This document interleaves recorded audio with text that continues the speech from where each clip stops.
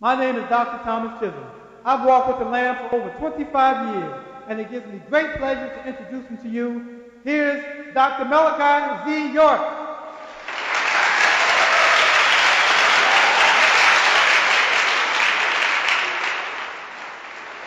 Go ahead, Pop. Thank you. Shalom, everybody. It's a great day and time we're living in. These are the days of the end of the world when all the prophecies are being fulfilled. And for me to be here amongst you today to break this spell, I merely ask you to give me your attention. Shalom. Now, hit me with that first question. Come on. Yes, sir. Wunderbar. Suppression. I have a question about the energy that in Earth Grid 18 that was used to create the Coral Council. Is that in the document, there's something that we can use here to allow us to be self-sufficient for energy? Well, we couldn't even hear it because the reason why League Scouting spends so much time trying to locate the right spot is because it has to be over coral reefs and beneath it, running water, rushings of water that create the electrical friction that he needs. He finds strategic places on the planet where that's at. If you just happen to be in a village, a lot of times in Africa, they're in a village right above it, and they'll see a miraculous events take place, or the medicine man or the shaman might learn exactly where that spot is and build his little area around that spot and have things levitating, and everybody in the whole village goes, ooh la la, this guy got a lot of power. The Hindus are real good at finding those things. 1,000 rods and all that to find the magnetic fields. They set up their little religious ashrams, or the mutasawwaf set up their little camps there because in that area there's electric. It's a very natural phenomenon if you know something about science. The sad part about it is religion spends a lot of time trying to avoid science because science would prove most of the things that are miraculous or phenomenal in religion wrong. So the best thing to do is keep everybody away from science. And when you break away and you find certain things like the magnetic grid, how currents affect the planet, a new island is coming up in Hawaii. Right? They're talking about it in the news now. And what happens is the Hawaiian priests are saying the gods are bringing them a new island for them.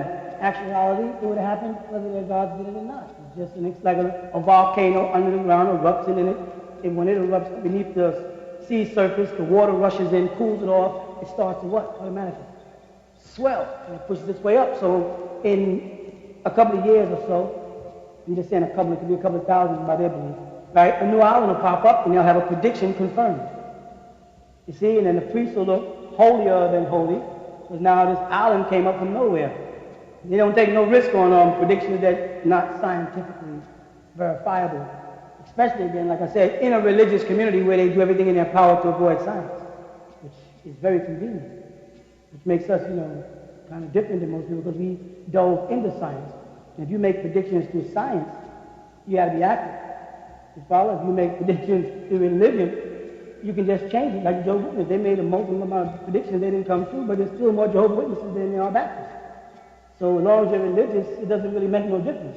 So we transform from the religious community into a more scientific community when we escalated from the degree of Islamism on up to Nawapo, moving from that third degree to the fourth degree of study. When we got here, it's all scientific facts. So everything we say got to come true. And because we've been blessed by the presence of the Elohim, the Nephilim water, Anunnaki, everything we've said since we've been under the guidance of the Anunnaki is starting to come true. Now they talk this morning on television about life on the planet Europa. And we know the frugal rods are from Europa. That's in our doctrine. We know how that happened. All of a sudden, we talk about it, it pops up. It's interesting. I listened to a guy called Reverend Valentine or something like that. And the masters, they gathered. And all they're doing is talking about Enki and Enlil and the grid and the magnetic grid and fuselage and time warping and zero references and crafts coming at the end and why the planet is going through these autoclimatic changes. And they might as well be sitting in one of our classes. You follow? But never will they mention that it's coming to us. It's just a matter of time before whatever this guy's saying, he has to wait for the next book. And so let's do our job. Let's give him something to talk about if it's saving souls. You follow? So it has to do with a selection of the proper locale in Florida. And he found two spots, because the first spot was not magnetic enough for him to do, so he picked up and he moved to another place. You follow? And he knew that because Tesla told him. You know. That was, they were related. Yeah.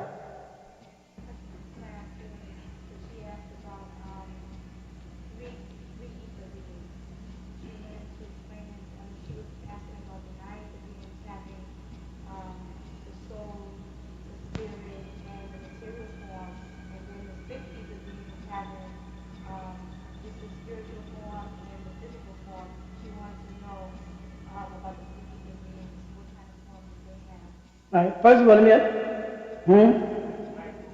Okay, small biology. When people run the words, this micro means, Greek for macro means tiny biology. So you're not doing much. They got little books like this. That's all it means. Little teeny ways. You watch these words, because the devil is good with words. Right? The main point is for people now that you have digested a large part of the Holy Tablets. And predominantly it seems like chapter 6 seems to be the one everybody likes to stay in. I don't know why. All the emails about chapter 6, right? There's so much information in there. I know. I've been starting to expound on information in it because a lot of people think it can't be explained. But when you deal with ethers are dealing with the key of nothingness that I told you all about years ago. I said there's a state called nothingness. Right? And I said you had to create a state of nothingness to create something in it. To the layman ear, that sounds like mumbo jumbo, because I know if I heard it from somebody, in a layman state of mind, I said, what the heck does that mean? Can you create nothingness? Right? But the creation of nothingness is when a form of energy is in transit to another state. Meaning, when you on earth plane, and keep it simple, when you on earth plane go back to the lightest element before the quark was identified, you got back to hydrogen. And you know that because they called it 1. So anything on the other side of 1 is 0. And 0 means non-existence. Opt, right? Not here. Okay, so when hydrogen was thought to be the lightest element, right, and the first principle of existence, and this was pre-quark, then quark did exist. You understand that? But it was not known to exist. And scientists worldwide, in all fields of scientific endeavors, were accepting the principle of hydrogen as the lightest element. You with me?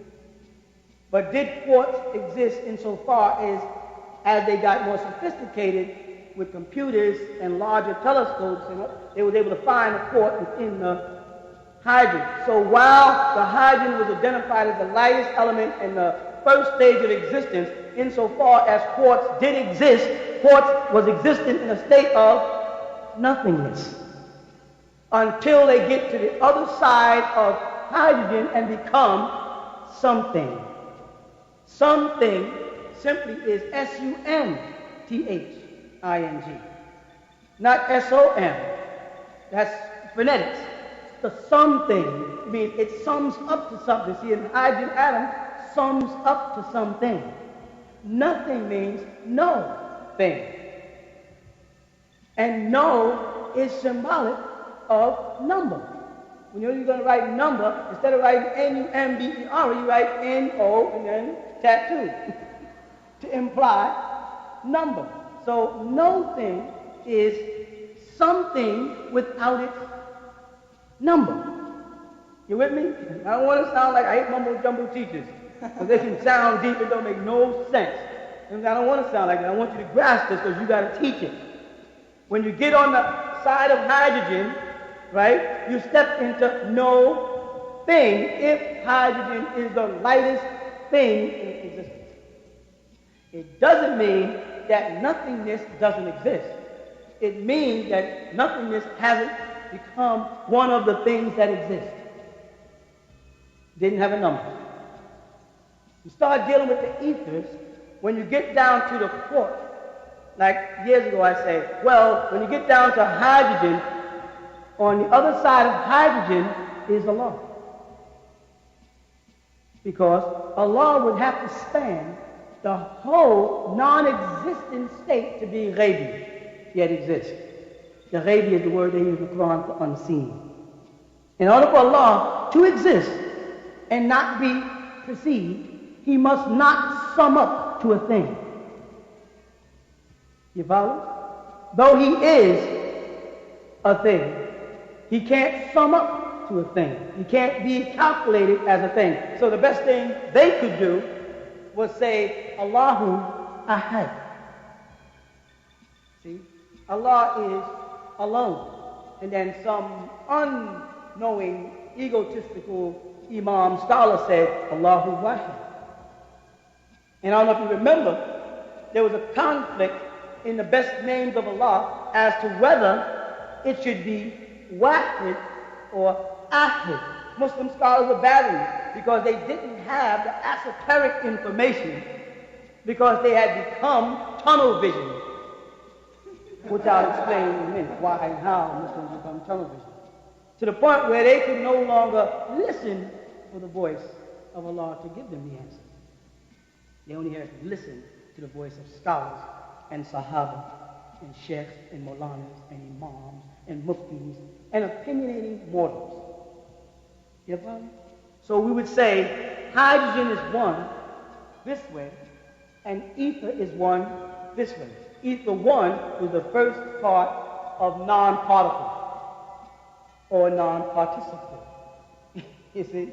Non-particle. Going that way. Existence that doesn't sum up to solid, liquid, and gas. Because the number they want it to sum up to is 3.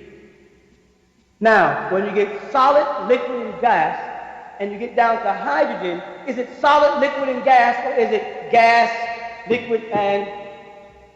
See, they teach you solid, liquid, and gas because you're coming from 99 degrees of matter that each have an atomic number that all sum up to something. Coming down this way. And when you get down to the last 3 degrees of it, becomes, coming from this way, solid, liquid, gas, and then it goes into ultra-this, exoplasm. It's moving out of the state of the degrees of something. You with me? When they say solid, liquid, and gas, how do you relate to that? Solid is the mass, the body.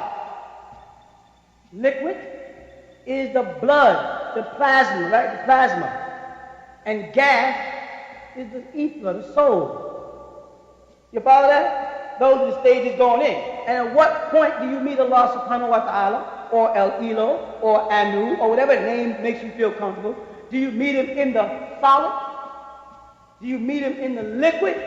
Or do you meet him in the gas? You meet him in the gas. Because you meet him as you scale up the planes from the material plane, solid, you see that? To the plane of force, water, energy, water creates current. And after the solid, which is the mass, the body, the liquid, which is the water, the blood, then you have the gas. So you have the physical plane, the plane of force, now what's next? Plane of force, and after that, the spiritual plane. And this is where people say you meet the Most High at the... Now if you take those 3 planes and overlay them in the degrees of existence, which are Nesut, Malakut, and Lahut, then you get Nasut, the plane of men, mortal, solid. Then you get Malakut, angelic, the plane of force, energy, angelic beings. And then you get Lahut, the spiritual plane. And it keeps saying, what is the spiritual plane? The etheric plane. Now, you were there, which is here, when the word was said exists. I don't know if you ever heard that before, but you may get a better understanding of it now. You were in that etheric state, which became this physical state. You were there, which is when the word was spoken, be. You follow that? So then, again, from hydrogen down, from that point on, Allah exists. You follow that? He just exists through that whole state. Both this wing and that wing, be it the physical elements or the etheric elements, are all within the all. So it is plainly and simply said in the Quran that Allah is in the heavens. And I would present the question, if Allah is the all, how can he be in fi samawati? Jesus said it, our Father, Abana alladhi fi samawati. Our Father who art in the heavens. The Quran says it, Allah nur samawati wal ard. Allah is the light of the heavens and the earth. The Torah follows it, the Torah, everybody. Why are they saying that? Because they recognize that Allah is in the all. And we can't get to the all. See how Christians did it? But by way of, and we can't get to Allah, but by way of the angels. And we couldn't get to the angels, but by way of the prophets. And we couldn't get to the prophets, but by way of our own awareness. We had to become conscious that we needed the spiritual guidance, and that these would be stepping stones back to the bosom of Allah. Why would I want to get into the bosom of Allah? Because when I'm embraced in the love of Allah, ish, divine love, then I'm in the path of the all. This is taking the stepping stone back. So now, when they start asking about beings that vibrate on different degrees of ether, when you say from one, meaning from hydrogen into quartz, and quartz are going to extend until they understand bias. Right? And they might not get the full understanding of bias for another 100 years. How long it took them to find out about Adam and then find out that there's a quartz. And you're talking about it now the way Galileo talked about it 100 years before his time. Things he mentioned that they disagree with, now they have to accept once they put his mentor to death. You know what I'm saying? You come again to present scientific fact that is inevitably going to confirm itself insofar as quartz have been confirmed. So when you say that nothingness does exist, no one can deny you that fact. But as long as the scientific community only acknowledged the presence of hydrogen and they were all in agreement, you look like the nut. There's nothing wrong with looking like nut. Nut was the mother of Ra. Tricky words. And Ra was the sun, which they all worship. There's nothing wrong with it. You follow, you introduce things to the world that once you're gone, people say, that's what they stood for. As long as somewhere along the line they grasp the depth of it. So now each being, or each density level, and when I say density level is speaking about a process. To densify is to go towards hardening. Are you with me? This is what you got to understand. When they speak about the vortex and the screen of vortexes that are above us, and they speak about it in density levels, you would only identify this density from where you are, from how dense you are now. From what I am in matter. Meaning, if I look at the element charts, and I look at iron, which is 26 atomic number, right? And it has more denseness than does carbon, which is 6. You with me? So iron identifies carbon. Iron is on a more dense level than carbon. You follow? Man has to define in that etheric state versus that physical state, because it's simple to find out what density level you're on in the physical state by the elements that are in your body, and what is the most dense of them? Iron. What was? When you came here, it was gold and platinum.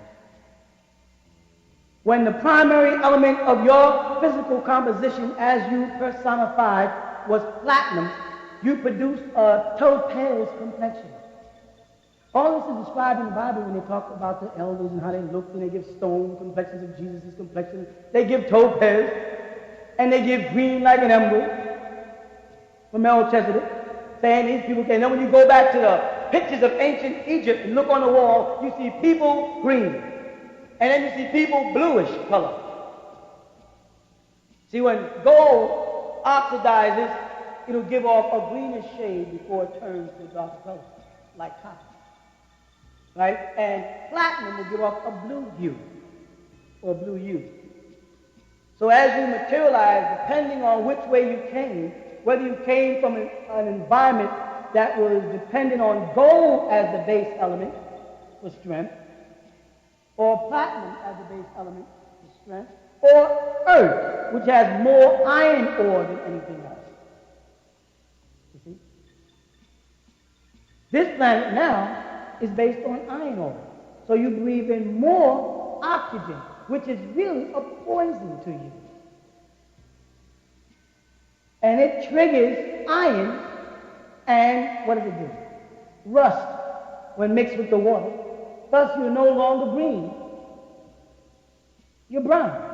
Some babies who are born with breathing problems have green spots all over their body. And you'll ask the doctor, what's these green spots? Oh, they'll go away in time. He said, I didn't ask you where they were going. I asked you how they got there. And they basically can't tell you. They're going. That's because that child, while in the womb of the mother, when it began to breathe inside through its gills, was not taking in that poison air. You follow? When it came into the world and started to breathe, it turned bluish color. And then you see green spots. That's the color we were before we became more dense. You see? Now you'll find that people with the strongest root of divinity left in their body, keloid. When if I, as a deity, in my own realm of existence, breathing my kind of environment, and surrounded by my sons, and eating the things from the soil from which I am shaped from. In other words, in that perfected state, if I was struck by an axe and my hand was cut off, I had the power to regrow a hand. You understand that? Now down here, where I'm cut off from all of that, and that's you too, when you get scarred, the attempt to regrow a limb results in what's called keloid.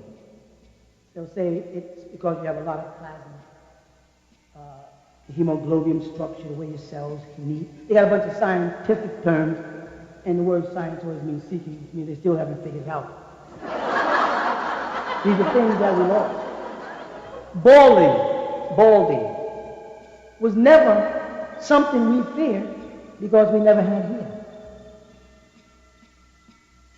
When you see the ancient Kemet, the word is Kemet, from which they get Kemet, or El-Ham, right, for the land of the blacks, which comes from Ham, now confirmed in the latest edition of the Quran as released by Saudi Arabia this year in their new translation. They got Adam of black mud, when they was arguing with us about it for the last 25 years. Riyadh just released a new translation. It has Adam of black, and that's in the 15th chapter, 28th verse, and then in the 20th chapter, 102nd verse, they've added the blue eyes. They say Zulqa, blue eyes. Stuff they didn't, agree with, but it's cool. It's all right with us because we know we right and exact. But now they introduced this word, Kemet. And all the Egyptologists are saying, we're from Kemet. They spell it K-E-M-E-T. And because they're lacking the gift of tongues that you have, they can't see Kemet, it's El-Kam from Ham. Or they say Temera. Some people are naming their children Temera. They don't even know what they're naming their children. Tamara is Tamarah. Tamarah, ancient Egyptian name meaning the blackened sun. Tamara. Very common black name, isn't it? Tamara. Yo, Sister Tamara, come here. You don't know that Tamarah. Look for that Ra throughout that name. It was the gift of seeing interdimensionally, like the sun does. The sun sees interdimensionally because it is thought not to be seeing at night when Set, S-E-T. You follow? When Set is supposed to be ruling. And it was believed that the sun Ra went into the sea because it looked to the onlooker that the sun was going down behind the sea, so its light walked the water that way also. Not just as Christians have Jesus walks the water towards them, but if you're watching it in the evening, you can watch the sun's light go back across the water and then behind. In the ancient Kemet, we thought that Ra went into the sea and that he only got out because a scarab would link there and lift him up and move him through the sky. And thus the scarab became sacred, the bug. All these are part of our symbolisms in our culture. And from that, to get to the point, Kemet came alchemy. The word alchemy. We dealt with the sciences then of alchemy when in Egypt. Some people say we were left in Egypt. They don't know what they're talking about. When they refer to us as Mitzrayim, they're talking about the seed of Ham coming over. Some of them mixed in with Canaanites and became known as the Philistines and resided in an area called Gerar, where Akuba land is, passing on into Sinai, and became known as the Hyksos. Egyptian Philistines who became light-skinned with wavy hair, who eventually conquered the lower Egypt, which was the upper Egypt. They conquered the ruling domain of Amun, but not of Ra. See, Amun was of the lower, which is the upper, and but they played the flip-flop. And when them two gods, as those deities came together, became known as Amun Ra. And now with the unification of the sciences from above and beneath. These beings dealing with chemistry are the ones that labeled us Etherians. And they said from the Etherians, there were degrees from that 100% Etherian to that 90%, 80%, 70%, and we're boasting with 9. Not realizing what 9 ether really means. We're talking about when our here started to turn back in. That's 9 ether.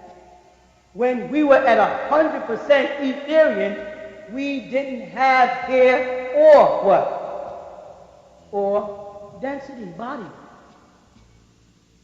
This is a lower state we're bragging about. This is a lower state. So by the time you get down to the third ether being, this is a being that has dropped from 9. Follow what I'm saying? It's called a helix level. Where we were way up here with 19, and now we're down on 6. Why are we on 6? Because a lot of our children are now being born without 9 ether. A gaseous state. A gaseous state is a spiritual state. That is the state after liquid. Thus, the era of water, as I said, has passed away. And the era of air, or ether, is in. The religion that based everything on water, like dipping people in water, calling it baptism, and wudu, and ghusl, and all these types of things, everything with water, are leaving. And the era of ether comes in. How important is that? It's important because prayer. Prayer. How many people want to pray? If a person was asked, why do they want to pray? They would say everything from I think I need it, till it helps me spiritually, to what? Helps me get in tune with myself. Go ahead. Huh? Because I want something. Okay. Reverence to the Most High, maybe. Okay. Getting in tune with the higher. Good. Anything else? Trying to connect back to eat with parents. That. Anything else? Submission. Good. You finished? Okay. Prayer is the art of talking and not listening. Meditation is the art of listening and not talking. You will find that people that pray the most are going to be the hardest to reach with the truth. See, because they gather in decorated rooms without a book of crosses or stars of David or whatever. And once they get assembled in ranks and files or seats or whatever, they do not shut up and listen for the inner voice to give them a message. No prophet has ever said, I received a revelation while I was praying. They say, I received a revelation while I was meditating. Muhammad went up into the mountain away from everybody and fasted. And then he prayed. And then he sat and waited. And listened. So as I said, when a person is indulging in prayer, they're talking. If it's an Islamic prayer, they start off with Alhamdulillah Rabbil Alameen, but they're talking. They're not listening. And in the midst of this ritual, they have a scholastic ritual of prostration, qiyamah, and sajda, and back, and they do a whole bunch of stuff. And then when they stop, they was pointing their finger this way, and they looking up, looking, they're greeting things. They're greeting angels that ain't there. Now there's a brother sitting there trying his best to be an angel. They're not acknowledging him, but they're going, something ain't in the Quran nowhere either, by the way. But they have all of this talking, and they get up, and they go, Salaam alaikum to each other, and they go home. And they wait for the next of the 5 prayers to do the exact same ritual. Not once are they told, sit down, shut up, and listen for that voice inside that you mentioned. And listen to what it's saying. You know why people don't want to do that? Because the voice inside will tell you the truth about yourself. You can't lie to yourself. And you might not want to hear what that voice has to say about you. So those kind of prayers are convenient. The Catholic Church is the same way. The father's up there, or whatever he's called, the Monsignor, and he got all this literary clothes on and carrying on. He's in Latin, he's running on. Nobody's thinking. They Hail Mary, full of grace, and his mom, and everybody's doing all this stuff, and nobody's. You know what I'm saying? They want to keep you praying. Now, so well, why did we pray for so many years? Because you were listening to any and everything. You had to stop listening in order to hear the truth. You had to discipline yourself, gather in a room. There's nothing wrong with a jump start, an early morning prayer, a jump start of some physical and oration of gratitude and thanks for getting up that morning. But by the time you get to the afternoon or the evening, you follow? It's time to sit down and assimilate that day of events and what part it plays in this short journey through life that you're on. And then before you go to rest at night, then it's all right again to say, thank you for getting me through this day. And may I rest comfortably through this night. And thank you for my family and everybody else. And then go on into a state of rest or deep rest called sleep until the next morning. That's pretty good. But to keep a person praying constantly is to keep a person not thinking. And that's why it's harder to convert a Muslim than anybody else. Because they're not trained to listen. From the time they start prayer, it's because I hear someone calling me. Call the other. Then I got to run into a room and do a ritual of wudu, washing and a dua. I'm saying something as I'm washing. Then I go into the masjid and I sit down and I start my niyyah. I'm saying something. And if I get any time to rest, they say pick up the Quran and read it.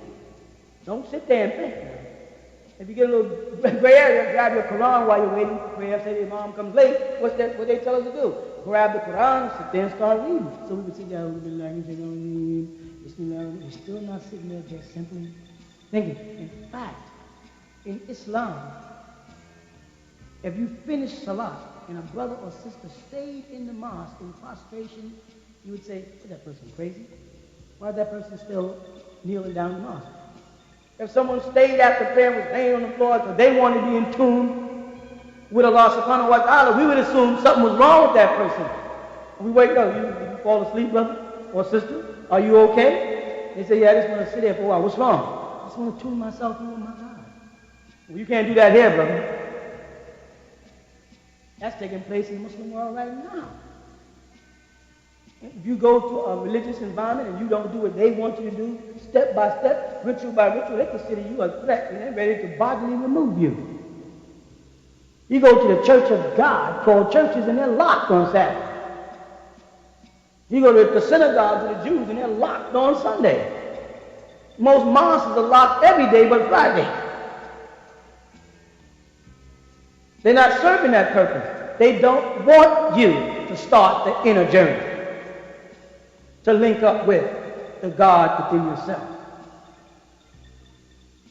You follow that? Because that'll start you toward the bosom of Allah.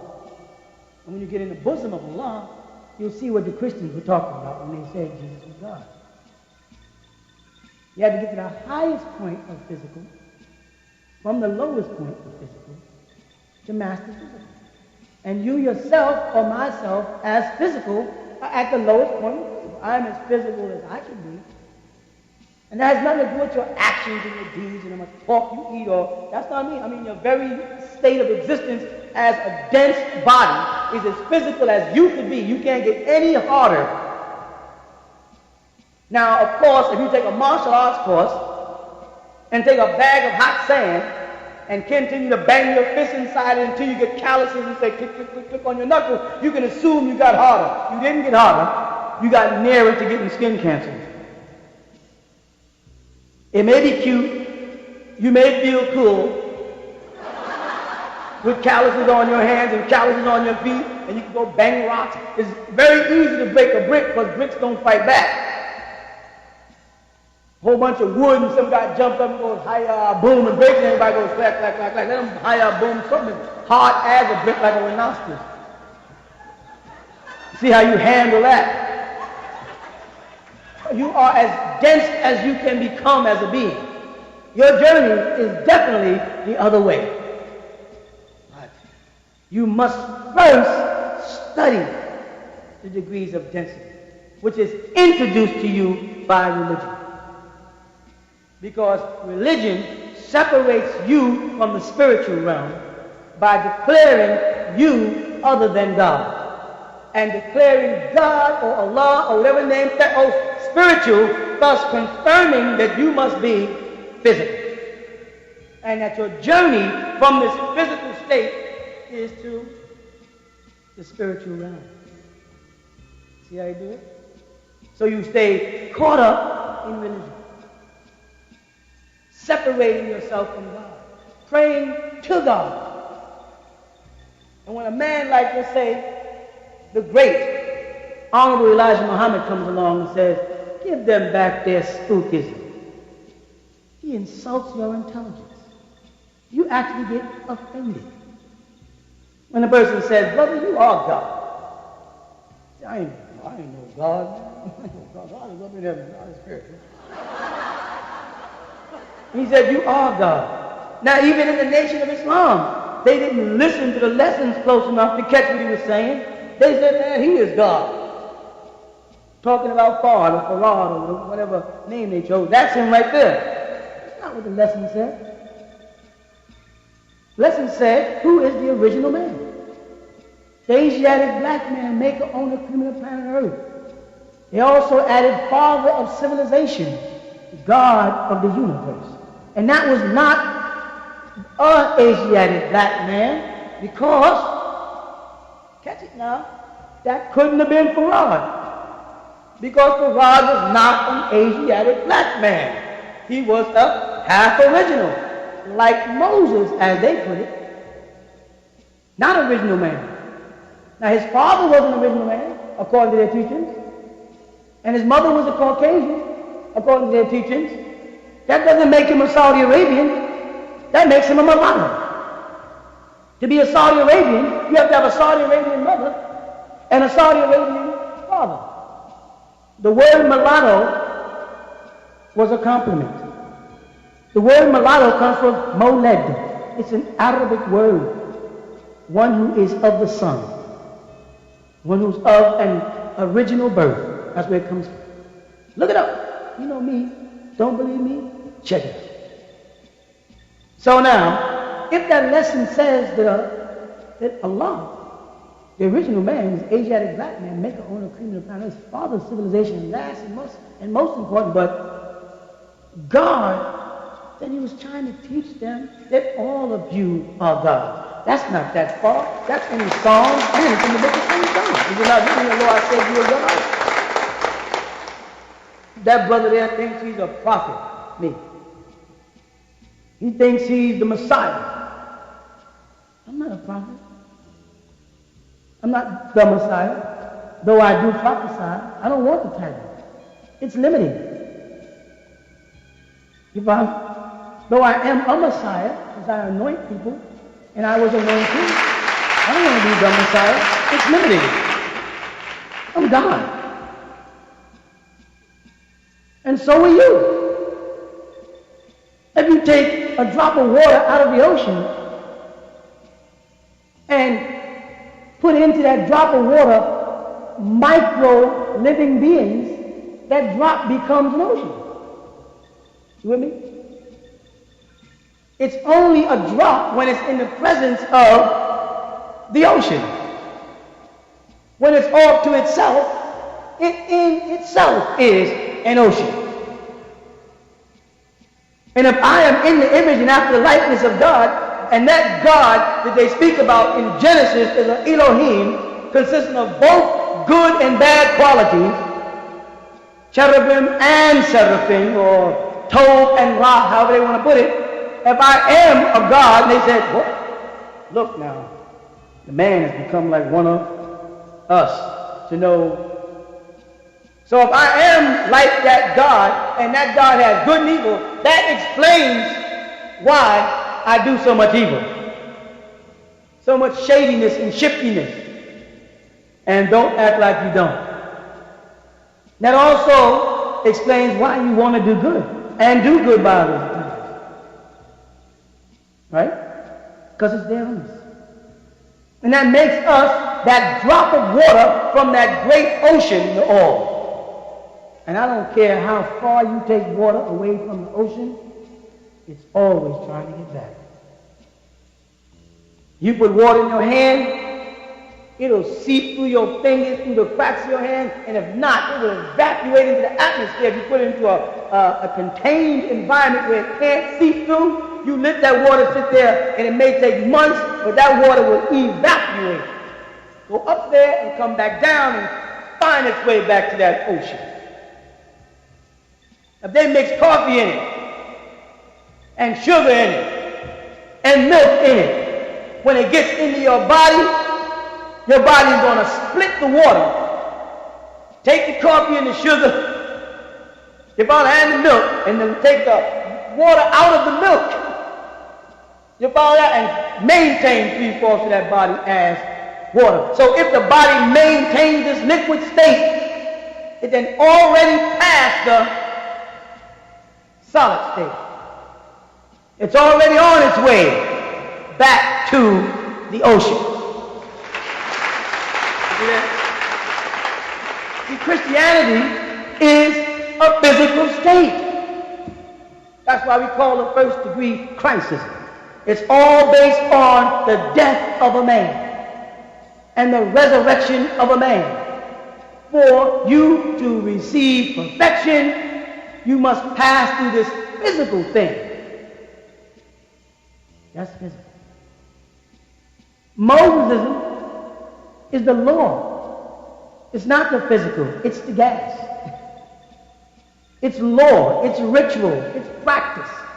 But it's not there. Nowhere in Judaism they say you should die to go to heaven for your sins. It says kill something else. Sacrifice a lamb, a goat, a dove, a turtle dove, an oxen, but don't sacrifice human beings. So they got it backwards. It should be Christianity, Judaism, and Islam. You see what I'm saying? Not Judaism, Christianity, Islam. They got it backwards. That's the gases thing. When you get to Islam, it's all supposed to be spiritual. But what happened is, the leftover Christians and the leftover Jews conquered Islam. That's why Islam was called Islam, a state of peace. But the mortals, the seraphims, want to define it as submission. Because submission is bodily and spiritual or gaseous liquid participation. I submit. They say wholeheartedly. Body and soul, all vengeance is due to Allah, no equal has he. All is physical. They removed that the highest point of Islam was the mutasawwif, the Sufi. That all Muslims, the Quran keeps saying, dhikr Allah, dhikr Allah, dhikr Allah, remember Allah. Remembering is not talking. So they took remembering and say, oh, you want me to remember Allah? Now listen to this. This is Islam, dhikr. Remember Allah. So they sit down and go, Allah, Allah, Allah, Allah, Allah, Allah. That's not remembering. When I say to you to remember your childhood, you immediately start on an inner journey back to your childhood. You go inside yourself back in time to find a point in your childhood that you prefer. Because I didn't specify, remember your first beating, or your first doll, or your first bike, or your first fall, or your first boyfriend, or your first school date. I just said remember your childhood, which is such a massive amount of time that you have to decide where in that childhood, you see. So when someone says remember Allah, they're saying go inside back, like your childhood, and find some point in there where you can remember something Allah has done. You might go back and say, I remember the day my little brother was born, and I was standing there, and when he came out, it was just fantastic to see life emerge from the womb. Allahu Akbar. You know, that might be the way you remember Allah. You might be, I was there when my grandmother died. I was there when she took her last breath. And she looked like she looked over at me. And she sighed and she smiled. And I heard her take that breath. Allahu Akbar. I remember when I first went to church, and I was sitting there and the Rebbe was just preaching. And my grandmother was on this side, my grandfather on this side, and my friend was over there, my uncle was over there. It was a church, you know, a family church. And it was so beautiful. I just got this feeling inside. I felt so warm and loved and accepted. I remembered Allah. That's dhikr Allah. I can do that with Judaism, Buddhism, whatever. It doesn't have a denomination. Because it's taking you back on a journey to where you re-linked up with the divine. You made connections with your ethnic parents. The real you. أبدر صلوتات وفاكر بي بعمل القلوب أني داخل إلى شوق شيل القلوب وكل أشوق إذا داخلي أني فروغ شيل القلوب والقلوب إذا فروغ شيلني أني واحد مع القلوب والقلوب إذا واحد معني أن القلوب أنجه كما الرغم في الكلوم وخبز كما تفردون أنا أكلون أكوين كوديك إني أقفيز داخل الكلوم كما خفاظي إذولية أحمد داخل الكلوم أنا أبدا واخد الكلوم إيزو أني إيزو الكلوم يأكلون أني آكلون الكلوم يبملون أني أبملون. Begin all prayers and thinking by using al-Kalum. I am in the love of the all, and all love is in me. I am a part of the all, and the all is part of me. I am one with the all, and the all is one with me. I can succeed as a part of the all, and fail as an individual. I can be all that I wish in the all, as long as my wish is to stay in the all. I am never alone. The all is, I am. The all can, I can.